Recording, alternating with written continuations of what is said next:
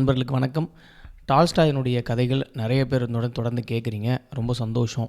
இன்றைக்கும் டால்ஸ்டாய் கதையை மாதிரியே ஒரு நல்ல மாரல் சொல்லக்கூடிய ஒரு கதையை தான் உங்களோட பகிர்ந்துக்க போகிறேன். இது ஜப்பானிய தேவதை கதைகளிலிருந்து ஒரு கதை. இந்த கதையில் ரொம்ப குறைவான கதாபாத்திரங்கள் தான் இருக்குது. ஆனாலும் இந்த குறைவான கதாபாத்திரங்கள் இருந்தாலும் இந்த கதை ஒரு முழுமையான ஒரு மன நிறைவை நாம் இதிலிருந்து கற்றுக்கணும் அப்படிங்கிற ஒரு விஷயத்தை நமக்கு வலியுறுத்துது. குறிப்பாகவே இந்த ஜப்பானிய தேவதை கதைகளில் விலங்குகள், பறவைகள் இது எல்லாமே பேசுகிற மாதிரியான ஒரு முறை இருக்கும். ஸோ அது மூலயமா ஒரு மாரல் நமக்கு சொல்லப்படும். ஸோ அதுதான் இந்த கதையும் நம்மளோட பகிர்ந்துக்குது. ஸோ என்ன கதை, இந்த கதையினுடைய மாரல் என்ன அப்படிங்கிறத தெரிஞ்சுக்கலாம். ஸோ இது போல் மேலதிகமான கதைகளுக்கு என்னுடைய சேனலை சப்ஸ்கிரைப் பண்ணிக்கோங்க, தொடர்ந்து ஆதரவு கொடுங்க. வாங்க வீடியோக்குள்ளே போகலாம். ஸோ ஒரு கிராமம், அந்த கிராமத்தில் 2 முதியவர்கள் வாழ்ந்துக்கிட்டு வராங்க தனியாக. அந்த ஆண் முதியவர் ஒரு மாதிரி ரொம்ப அடக்கமாகவும் அவர் அதிர்ந்து பேசக்கூடிய நபர் இல்லை. ரொம்ப மென்மையாக பேசக்கூடிய ஒருவர், மென்மையாக நடந்து கொள்ளவும் அவருடைய பழக்கம் எல்லாமே ரொம்ப மென்மையாக இருக்கக்கூடிய ஒன்றா இருக்குது. அப்படியே அதுக்கு எதிராக அந்த வீட்டில் இருக்கக்கூடிய அவருடைய மனைவி, அவங்க ஒரு கோபம் நிறைந்த ஒரு நபராகவும் எதற்குமே ஒரு திருப்தி அடையாத ஒரு நிறைய வேணும் வேணும் வேணும் அப்படின்னு கேட்கக்கூடிய ஒரு கதாபாத்திரமாகவும் இருக்கிறாங்க. இந்த ஆண் முதியவர் என்ன பண்ணுறாருன்னா, தன்னுடைய வீட்டில் ஒரு சிட்டுக்குருவியை ரொம்ப பாசத்தோடு ரொம்ப செல்லமாக வளர்க்குறாரு. அவங்களுக்கு வேறு யாரும் இல்லை அப்படின்றதுனால அந்த சிட்டுக்குருவியை ரொம்ப பரிவோட அன்போடையும் வளர்க்குறார். அதுக்காக நிறைய உணவுகளை அவர் கொடுத்து அது ரொம்ப மகிழ்ச்சியோடு அந்த சிட்டுக்குருவியை பார்த்துக்கிறார். அப்போது அதுக்கு செல்லமாக சுகம்சான் அப்படின்னு சொல்லி ஒரு பேர் வைத்து அவர் அதை வைத்து தானே அழைக்கிறாரு. அப்போது சுகம்சான் அப்படின்னு சொன்னோம்னா மிஸ் ஸ்பேரோ, அதாவது அவங்க ஒரு பெண் சிட்டுக்குருவின்றதுனால சுகம்சான் அப்படின்னு அழைக்கிறார். ஆக இப்படியாக இந்த கதை தொடங்குது. ஒரு நாள் இவர் வேலைக்கு போயிட்டு திரும்பி வரும்போது அந்த சிட்டுக்குருவி தன்னுடைய வீட்டில் இருக்காது. அப்போ இங்கேருந்து தான் இந்த கதை தொடங்க ஆரம்பிக்கும். முன்னாடி இன்ட்ரோ கொடுத்துட்டாலும் இந்த கதையினுடைய தொடக்கம் இங்கேருந்து ஆரம்பிக்கும்.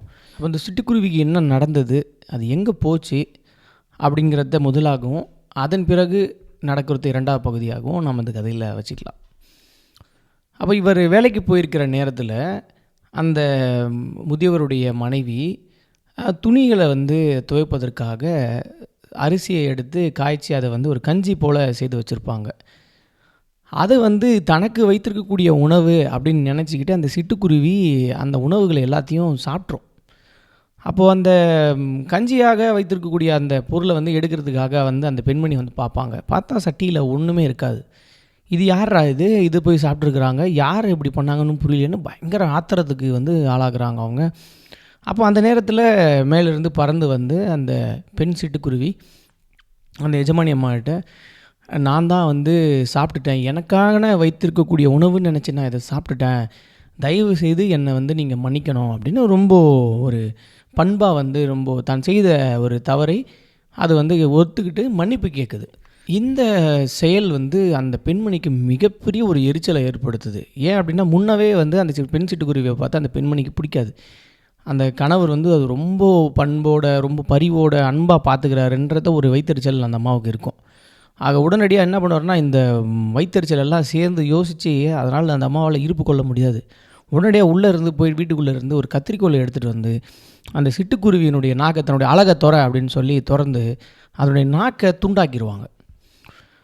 அப்போ துண்டாக்கிட்டு எந்த விதமான ஒரு பயமோ, ஒரு உயிரினத்துக்கு நாம் இப்படியான ஒரு விஷயத்தை செய்கிறோமோ அப்படிங்கிற ஒரு இரக்கமோ எதுவுமே இல்லாமல், நீ உடனடியாக இங்கேருந்து ஓடி போயிடணும், திருப்பி நீ இந்த பக்கம் வரவே கூடாது, உன்னை இந்த வீட்டு பக்கமே நான் பார்க்கவே கூடாது அப்படின்னு சொல்லி அந்த சிட்டுக்குருவியை அந்த பெண்மணி துரத்தி விட்டுரும். அந்த சிட்டுக்குருவி இவ்வளவு மோசமான ஒரு குணம் கொண்ட இப்படி ஒரு பெண்மணியா அப்படின்னு நினச்சிக்கிட்டு அந்த சிட்டுக்குருவியும் எதுவும் சொல்லாமல் அது தனக்கு நேர்ந்த அந்த நிலையை நினச்சி அங்கேருந்து பறந்து போயிடும். இப்போ திரும்பி அந்த முதியவர் வேலையிலேருந்து வீட்டுக்கு வருவார். வீட்டுக்கு வந்த உடனே அப்போது அவர் வரும்பொழுதே அந்த சிட்டுக்குருவி அவருடைய குரல் கேட்டு கீழே இறங்கி அவரோட இடத்துல விளையாடுறதுல மாதிரி பேசுகிற மாதிரியான ஒரு நிலை இருக்கும்.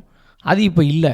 என்ன பார்க்குறாரு, எங்கே போச்சுன்னு அப்போது சுகம்சான்னு கூப்பிட்றாரு. அந்த சிட்டுக்குருவி வரவே இல்லை, என்ன ஆச்சுன்னு தெரியல அப்படின்னு தன்னுடைய மனைவியிடத்தில் போய் கேட்குறாரு. என்ன ஆனதுன்னா, எனக்கு தெரியாது, என்கிட்ட கேட்டால் எனக்கு என்ன தெரியும் அப்படின்னு சொல்லி ஒரு எரிச்சலான ஒரு நிறையில் அவங்க எரிஞ்சு விழுறாங்க. அப்போது அவர் சுற்றி முற்றி இருக்கிற எல்லா இடங்கள்லையும் போய் பார்க்குறாரு, சிட்டுக்குருவி இல்லை. அப்போது இந்த சிட்டுக்குருவி காணுன்ன உடனே அவருக்குள்ள ஒரு சந்தேகம் இருக்கும், இவ எதுவும் நான் பண்ணியிருப்பாளா என்னன்னு சந்தேகம். அதனால் திருப்பி வந்து தன் மனைவி இடத்துல கேட்குறாரு, இங்கே பாரு, எதுவும் உனக்கு தெரிஞ்சால் சொல்லு தயவுசெய்து, எனக்கு இருக்கக்கூடிய ஒரே ஆறுதல், மிகப்பெரிய ஆறுதல் அதுதான். என்ன அப்படின்னோடனே அப்போது இவர் கேட்க கேட்க ஒரு மாதிரி எரிச்சல் அடைஞ்சு, ஆமாம் நான் தான் வந்து துரத்தி விட்டேன், அதோடைய நாக்கை வந்து நான் வந்து வெட்டிட்டேன், அது வந்து இது போல் கஞ்சி மாவு நான் அரைச்சி வச்சுருந்ததை வந்து சாப்பிட்ருச்சு, அதுக்காக நான் வெட்டிட்டேன் அப்படின்னோடனே அவர் அப்படியே நிலைகுலைந்து போகிறாரு. அந்த சிட்டுக்குருவியை நினச்சி மனம் வருந்துறாரு. ஐயோ, ஒரு சிட்டுக்குருவி இப்படியான ஒரு நிலைமையை செய்கிறதுக்கு அளவுக்கு நீ கொடூரமானவளா, இவ்வளோ கொடூரமானவளா நீ மாறிட்டியே அப்படின்னு அவர் கண்ணீர் விடுறாரு. கண்ணீர் விட்டு உடனடியாக அந்த இடத்துல அங்கேருந்து அந்த சிட்டுக்குருவி எப்படியா தேடி கண்டுபிடிக்கணும் அப்படின்னு சொல்லி அந்த வீட்டை விட்டு அவர் கிளம்ப ஆரம்பிக்கிறார். எவ்வளவோ அந்த பெண்மணி தடுக்கிறாங்க, போகாத அது அவ்வளோதான் அப்படின்னு சொல்லி தடுக்கிறாங்க, எரிஞ்சு விழுறாங்க, திட்டுறாங்க, எதுவுமே காதில் கேட்காதவர் உடனடியாக அந்த சிட்டுக்குருவியை தேடி அவர் போக ஆரம்பிக்கிறார். அப்போ சிட்டுக்குருவியை தேடி காலையிலிருந்து மதியம் வரை நிறைய இடங்களை தேடுறாரு. எந்த விதமான ஒரு தடையுமே கிடைக்கல. அப்போது இந்த சிட்டுக்குருவிகள் வாழக்கூடிய இடமாக அங்கே இருக்கக்கூடிய மூங்கில் பண்ணைகள் வந்து இருக்கும், மூங்கில் காடுகள். அந்த இடத்துல கண்டிப்பாக அந்த சிட்டுக்குருவி இருக்கும். ஏன்னா எல்லா சிட்டுக்குருவிகளும் அங்கே தான் வாழுது, அங்கே தான் கூடு கட்டுது பெரும்பாலும். அதனால் நம்ம அங்கே போய் தேடலாம் அப்படின்னு சொல்லி அந்த ஒரு காட்டுப்பகுதியை நோக்கி அவர் போக ஆரம்பிக்கிறார். மூங்கில் ஒரு காடுகளாக இருக்கக்கூடிய ஒரு பகுதியை நோக்கி போகிறார். அப்போது மாலை ஆயிடுது, மாலையாக நெருங்குது. அப்போது அந்த கடைசியாக அந்த அந்த காடினுடைய அந்த மூங்கில் காடினுடைய முடிவு பகுதிக்கு வரார் இவர். கண்டிப்பாக இங்கேருந்து கூப்பிட்டா அது வந்து நமக்கு கிடைக்கும், நம்ம கண்டிப்பாக நம்ம வீட்டுக்கு கூட கூட்டிகிட்டு போயிடலாம், இங்கே தான் நான் இருக்கோம் அப்படின்னு அங்கேருந்து அந்த சுகம்சான்னு அந்த அந்த சிட்டுக்குருவியினுடைய பேர் சொல்லி அவர் அழைக்கிறார். அப்போ அங்கேருந்து ஒரு சிட்டுக்குருவி பறந்து வருது. பறந்து வந்து தனக்கு முன்னால் ஒரு தேவதையாக மாறின உடனே இவருக்கு ஒன்றுமே புரியல, என்ன ஏது என்னென்னு ஒன்றும் புரியல, ஒரு மாதிரி ஆச்சரியம் அடைகிறார். பயப்படாதீங்க, நான் தான் அந்த சிட்டுக்குருவி, ஆக்சுவலாக நான் ஒரு தேவதை, நான் ஒரு சிட்டுக்குருவியினுடைய வடிவில் நான் வந்து வாழ்ந்துகிட்டு இருந்தேன். நீங்கள் என் மீது காட்டின அன்பும் அக்கறையும் பரிவும் என்னை ரொம்ப சந்தோஷமாக வச்சுருந்தது. என்ன உங்களை மாதிரியான ஒரு நபரை நான் வந்து சந்தித்ததே இல்லை. ஆனால் உங்களுக்கு அப்படியே நேர் எதிராக உங்களுடைய மனைவி என்னுடைய நாக்கை துண்டிச்சிட்டாங்க. நான் ரத்தம் சொட்ட சொட்ட என்னுடைய பெற்றோர்களை நோக்கி, அவங்க இருக்கிற இடத்தை நோக்கி நான் வந்தேன். எல்லோருமே யார் உனக்கு இப்படியான ஒரு வேலையை செய்தாங்க அப்படின்னு ரொம்ப கடுமையான ஒரு கோவத்தில் இருந்தாங்க. எப்படியாவது அவளை ஏதாவது செஞ்சிடணும் அப்படின்னு நினச்சாங்க. வேணாம், அவர் இப்படியாக இருந்தாலும் அவருடைய கணவர் மிகுந்த அன்பானவர், பண்பானவர். அவர் இடத்துல வந்து அவர் மேலே இடத்துல இருக்கக்கூடிய அன்பின் காரணமாக நாம் அந்த பெண்மணியை நாம் தண்டிக்க வேணாம் அப்படின்னு சொல்லி நான் என்னுடைய பெற்றோர்களையும் என்னுடைய நண்பர்களையும் தடுத்து நான் நிறுத்திட்டேன் அப்படின்னு சொல்லி அந்த தேவதை வந்து சொல்லுது. அப்போ நீங்கள் இவ்வளோ தூரம் என்னை தேடி வந்துட்டீங்க, நீங்கள் நிச்சயமாக என்னோடய வீட்டுக்கு வரணும் அப்படின்னு சொல்லி அந்த சிட்டுக்குருவி அந்த முதியவரை தன்னுடைய வீட்டுக்கு அழைச்சிக்கிட்டு போகுது. அப்போ கொஞ்சம் தூரம் போனோடனே ஒரு வீடு நல்ல அலங்காரமாக, அந்த வீட்டிற்குள்ளாக ஒரு மிகுந்த அலங்காரம் நிகழ்ந்து ஒரு பார்க்கவே ரொம்ப அழகான ஒரு வீடாக இருக்குது.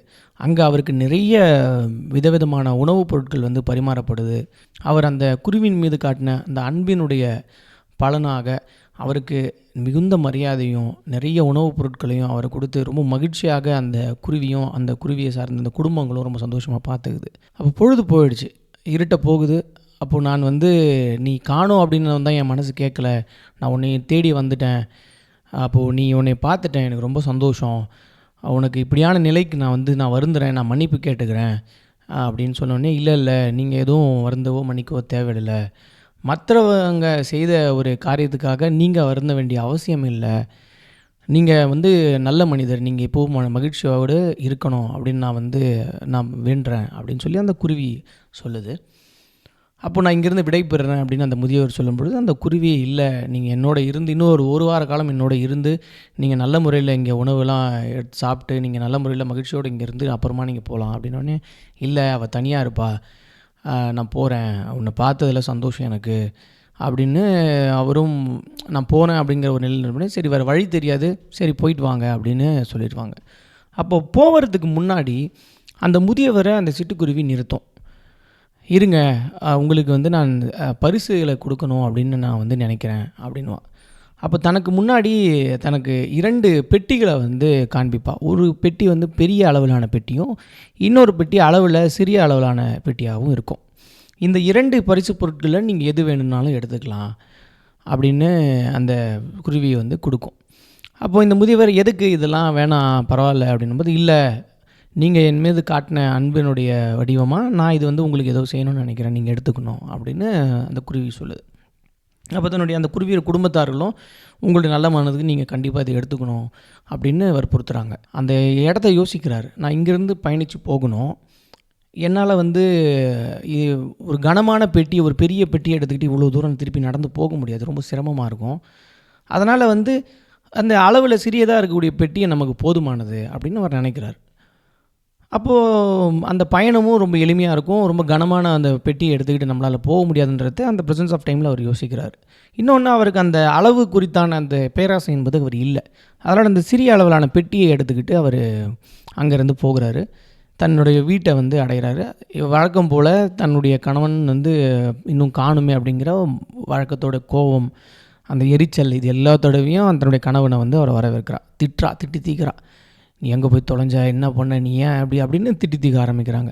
அப்போ தன் கையில் இருக்கக்கூடிய பெட்டியை வந்து பார்க்குறான். அது என்ன பெட்டி, என்ன வச்சுருக்கிற நீ, என்ன அப்படின்னோடனே அப்போது தான் நடந்தது எல்லாத்தையுமே சொல்கிறார். இதை போல் அந்த குருவியை தேடி போனது, அந்த மூங்கில் காடுகளுக்குள்ளாக அந்த குருவியை சந்திச்சது, தன் வீட்டுக்கு போனது, அங்கே உணவு அருந்தது, கடைசியாக வந்து விடைபெற்று வரும்போது ஒரு பெட்டியை வந்து கொடுத்தான். அப்போது அந்த பெட்டியை வந்து திறந்து பார்க்குறாங்க. திறந்து பார்த்ததும் அதுக்குள்ளாக வைரங்களும் தங்க நகைகளும் கணக்கே இல்லாத அளவுக்கு உள்ள விலை உயர்ந்த பொருட்கள் எல்லாமே, கற்கள் எல்லாமே உள்ளே இருக்கிறது பார்த்து மிகுந்த ஆச்சரியம் அடைந்து போகிறாங்க அந்த பெண்மணி. இவருக்கு எந்த விதமான இதுவும் இல்லை. அப்போது அந்த பறவை என் மீது இருக்கக்கூடிய அன்பில் இதெல்லாம் கொடுத்துருக்கு. ஸோ இதை வைத்து நம்ம வந்து சில நிலங்களை எல்லாம் நம்ம வாங்கி நம்ம அதை வைத்து உழுது நம்ம நிம்மதியாக நம்மளுடைய வாழ்க்கையை ஓட்டலாம் அப்படின்னு இவர் சொல்கிறார். அப்போது இவர் அந்த பெட்டியை பற்றி சொல்லும் பொழுதே சொல்லியிருப்பார். என்னென்னா, அந்த குருவி எனக்கு 2 பெட்டிகளை வந்து எனக்கு முன்னால் வந்து காமிச்சது. ஒன்று சிறியது, மற்றொன்று பெரியது. என்னால் அவ்வளோ தூரத்துலேருந்து வரும்பொழுது பெரிய அளவிலான கனமான பெட்டி எடுத்துகிட்டு வர முடியாதுன்றதுக்காக நான் சின்ன அளவிலான பெட்டி எடுத்துகிட்டு வந்தேன் அப்படின்னு அவர் சொல்லியிருப்பார். இப்போது உள்ளே இருக்கிற அந்த பொருட்கள் எல்லாத்தையும் பார்த்த உடனே பேராசையினுடைய உச்சத்தில் அந்த பெண்மணி, ஐயோ உனக்கு அறிவு எதுனா இருக்குதா, யாராவது ஒரு பெரிய பெட்டியை காண்பிக்கிறதுக்கு முன்னாடி சின்ன பெட்டி காட்டினா பெருசு தானே எடுப்பாங்க, உன்னை யார் சின்ன பெட்டி எடுத்துகிட்டு சொன்னது, இந்த சின்ன அளவிலான பெட்டியிலேயே இவ்வளவு பொருட்கள் இருக்குது, விலை மதிப்பில்லாத இவ்வளவு பொருட்கள் இருக்குது, அப்போது அந்த பெரிய அளவிலான பெட்டியில் எவ்வளவு பொருட்கள் இருக்கும் அப்படின்னு சொல்லி சண்டை போட ஆரம்பிக்கிறாங்க. அப்போ உடனடியாக என்ன பண்ணுறாங்க, நீ எந்த வழி போன, என்ன எனக்கு சொல்லு அப்படின்னோடனே, அது அந்த மூங்கில் காடுகளுக்குடைய கடைசியில் இருக்குது, இப்போ நீ என்ன பண்ண போகிறேன்னு, நான் போய் அந்த பெரிய பெட்டியை போய் வாங்கிட்டு வர போகிறேன்னு. இல்லை வேணாம், நமக்கு இந்த பொருளே போதும், இதை வைத்து நம்ம என்ன செய்யலாம், நம்ம வாழ்க்கையில் எவ்வளோ மகிழ்ச்சியாக இருக்கலான்றதை நினச்சிக்கோ, வேணாம் அப்படின்னு இவர் தடுக்கிறார். அதெல்லாம் கேட்கவே இல்லை. உடனடியாக அந்த வீட்டை விட்டு அந்த பெண்மணி வெளியே போகிறாங்க. வெளியில் போய்ட்டு நேராக அந்த மூங்கில் காடுகளுக்குள்ளே பூந்து அந்த குருவியினுடைய வீட்டை வந்து அடைகிறாங்க. அந்த வீட்டை வந்து அடைந்த உடனே நேராக வந்து இப்போது ஒருத்தர்கிட்ட நாம் ஒரு தீங்கு செய்துட்டோம். அப்போ அந்த தீங்குக்கு நம்ம திருப்பி அடுத்த முறை எதிர்படும் போது நம்ம செய்து தீங்கு அப்படின்னு நினச்சி நம்ம ஒரு மன்னிப்பு கேட்போம். எதுவுமே இல்லை, நேராக போகுது, சிட்டுக்குருவினுடைய அந்த வீட்டுக்கு போகுது. நீ என் கணவர் இடத்துல 2 பெட்டி வந்து கொடுத்தியாமே, காமிச்சியாமே, அதில் வந்து சின்ன பெட்டி அவர் எடுத்துக்கிட்டாரு, எனக்கு அந்த பெரிய பெட்டி வேணும் அப்படின்றாரு. அப்போ அந்த குருவி வந்து திடுக்கிட்டு போகுது. என்னடா இந்த பெண்மணி என்ன மாதிரியான மனித இனம் இது, தான் செய்த ஒரு செயலுக்கு கொஞ்சம் கூட ஒரு அச்சமோ கூச்சமோ, தான் செய்தது ஒரு பெரிய தவறுன்ற ஒரு எண்ணமோ எதுவுமே இல்லாமல் நேராக வந்து என்னுடைய பெரிய பெட்டியை கேட்குது அப்படின்னு அந்த பெண்ணுடைய அந்த பேராசையை கண்டு அதுக்கு மேலே இந்த கோபம் கூட, இதெல்லாம் ஒரு ஆளா இது அப்படின்ற ஒரு மைண்டுக்கு போயிடுது. ஆனால் தன்னுடைய பெற்றோர்கள் எல்லாம் பயங்கர கோபத்தில் இருக்காங்க. தன்னுடைய மகளுக்கு வந்து நாக்கை வெட்டி ரத்தம் சொட்ட இந்த அனுப்பிய அந்த பெண்மணி வந்து நம்மளை தேடி என்னையாக வரும்போது நம்ம பார்த்துக்கலான்னு நினச்சோமே, இப்போ வந்திருக்க அவளை விடக்கூடாது அப்படின்ன உடனே அந்த சிட்டுக்குருவி தடுத்துரும். வேணாம், அந்த பெண்மணி தனக்கான கூலியை தானே பெற்றுக்குவா, நாம் எதுவும் செய்ய வேணாம் அப்படின்னு அந்த சிட்டுக்குருவி தடுத்துரும். அப்போது அந்த பெரிய பெட்டி எனக்கு வேணும் கொடு, அவ்வளோதான். அப்போ மன்னிப்பு கிடையாது, அது தான் செய்த விஷயத்துக்கு வந்து வருந்தினது இல்லை, தனக்கு என்ன வேணும் நேராக வந்துச்சு, பெட்டி வேணும்னு கேட்டுச்சு. அப்போ பெட்டியை எடுத்துக்கிட்டு திருப்பி வந்து அந்த காட்டின் வழியாக போகுது. நல்ல கனமான பெட்டி, அந்த பெட்டியை தூக்கிட்டு அந்த பெண்மணியால் நடந்து போக முடியல. அந்த போகிற வழியிலேயே அந்த பெட்டியை இறக்கி இறக்கி வைத்து கொஞ்சம் கொஞ்சம் நேரம் வந்து ரெஸ்ட் எடுத்து உட்காந்து, அப்புறம் திருப்பி கொஞ்சம் தூரம் போகிறது, உட்காரத்து, ரெஸ்ட் எடுக்கிறது, இப்படியே போயிட்டுருக்கு. ஒரு கட்டத்துக்கு மேலே அந்த பெட்டியினுடைய கனம் வந்து தாங்க முடியல. சரி, இந்த பெட்டிக்குள்ளே என்ன தான் இருக்குது நம்ம பார்த்துருவோம் அப்படின்னு சொல்லி அந்த பெட்டியை திறந்தா உள்ளேருந்து அப்படியே பேய்கள், வித்தியாசமான பேய்கள் வந்து வெளியில் வருது. ஒற்றை கண் இருக்கக்கூடிய பேய், ரொம்ப மிகுந்த நீளமான பற்கள் இருக்கக்கூடிய பேய்களும், ஒரு முகமே இல்லாத பேய்களும், விதவிதமான பேய்கள் வந்து அந்த பெண்மணியை பயமுறுத்துது. அப்போது என்ன பண்ணுறதுனே புரியல. ஐயோ, உள்ளே வந்து நம்ம வந்து விலை உயர்ந்த பொருட்கள் இருக்குன்னு நினச்சா உள்ளே இவ்வளோ இது இருக்கேன்னு சொல்லி அங்கேருந்து அரண்டு போய் பயந்து தன்னோட உயிரை எப்படியாவது காப்பாற்றிக்கணும்னு நினச்சி அங்கேருந்து அந்த பெண்மணி அப்படியே உயிரை பிடிச்சிக்கிட்டு கையில் பிடிச்சிட்டு ஓடுது. ஒரே ஓட்டமாக தன்னுடைய வீட்டுக்கு ஓடுது. அப்போ வீட்டுக்கு ஓடி அந்த வீட்டு கதவை திறந்து அப்படியே போயிட்டு படுத்துடுறா. படுத்துட்ட உடனே தனக்கு அப்படியே மூச்சு வாங்கி தன் இறந்து போயிடுமோன்ற நிலமையில் அப்படியே விழுந்து கிடக்குறாங்க. அப்போ அந்த முதியவர் என்னாச்சு எது அப்படின்னு சொல்ல உடனே அப்போ நடந்ததை வந்து அந்த முதியவர் இடத்துல அந்த பெண்மணி வந்து சொல்கிறாங்க. இது போல் ஆச்சு, அந்த பெட்டியை திறந்தேன், மிகுந்த கனமாக இருந்தது. அப்போது நம்மகிட்ட இருந்த அந்த சின்ன பெட்டியில் இருந்ததை விட மிக அதிகமான விலை உயர்ந்த பொருட்கள் எல்லாம் அதில் இருக்குன்னு நினச்சி நான் திறந்தேன். ஆனால் மாறா அதுக்குள்ளே எக்கச்சக்கமான பேய்கள் இருந்தது. அந்த பேய்கள் எல்லாம் என்னை துரத்திக்கிட்டு வந்தது. நான் உயிருக்கு பயந்து நான் ஓடி வந்துட்டேன் அப்படின்னும்போது அந்த கணவர், அந்த முதியவர் என்ன சொல்கிறாரு, நான் தான் முன்னவே சொன்னேனே, நமக்கு இருக்கக்கூடிய அந்த பொருளே போதுமானது, நாம் வந்து பேராசைப்பட வேணாம் நீ அப்படின்னு நான் உனக்கு எவ்வளவோ சொன்னனே, என்னுடைய பேச்சு நீ கேட்கவே இல்லையே. எப்போதும் பேராசை என்பது நமக்கு அழிவைத்தான் கொண்டு வரும், நமக்கு நிம்மதியை கொடுக்காது அப்படின்னு நான் பல நேரத்தில் ஒன்று நான் சொல்லிட்டேன். அன்பாகவும் பண்பாகவும் இருக்கிறதன் மூலியமாகத்தான் நம்முடைய வெகுமதிகளை வந்து பெற முடியும்.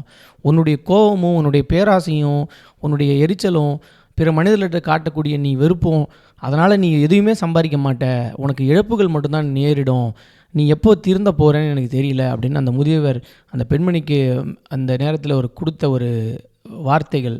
அந்த பெண்மணி தன்னுடைய மனசை கொஞ்சம் கொஞ்சமாக வந்து அதன் பிறகு மாற்றிக்கிட்டு, அவங்களும் அந்த முதியவரும் அந்த சிட்டுக்குருவி கொடுத்த அந்த சின்ன பெட்டியில் இருந்தக்கூடிய அந்த விலை உயர்ந்த பொருட்களை வைத்துக்கிட்டு ஒரு மகிழ்ச்சியான வாழ்க்கையை அதன் பிறகு அவங்க வாழ ஆரம்பிக்கிறாங்க. ஸோ இதுதான் நண்பர்களே இந்த கதை. அப்போது ரொம்ப சிம்பிளான ஒரு கதையாக தெரியுது நமக்கு. ஆக அந்த முதியவர் சொன்னதை போல் அன்பும் அந்த கம்பேஷன், பரிவும் கருணையும், இது எல்லாம் தான் மனிதர்களுடைய குணம். அதுக்கு மாறாக இருக்கக்கூடிய, எதிராக இருக்கக்கூடிய பேராசையும் நீங்கள் வந்து வெறுப்பும், அது 2 மடங்காக கோபத்தையும் வெறுப்பையும் பேராசையும் நமக்கு இழப்பை தான் கொண்டு வந்து கொடுக்குமே தவிர நமக்கு நல்லவைகளை கொண்டு வந்து சேராது. நம்மோடு எந்த நபர்களும் நம்மோடு பழக மாட்டாங்க. ஆக வன்மம் நிறைந்த ஒரு மனிதராக இல்லாமல் அன்பு நிறைந்த, கருணை நிறைந்த ஒரு மனிதனாக இருப்பது வாழ்க்கையில் நாம் எதை பெறுகிறோமோ இல்லையோ நமக்கு எந்த விதமான இழப்பையும் கொடுக்காது அப்படின்னு தான் இந்த கதையின் மூலமாக நாம் தெரிந்து கொள்ள வேண்டிய மிக முக்கியமான விஷயம். ஸோ மீண்டும் இது போல் வேறொரு கதையில் உங்களை சந்திக்கிறேன். நன்றி.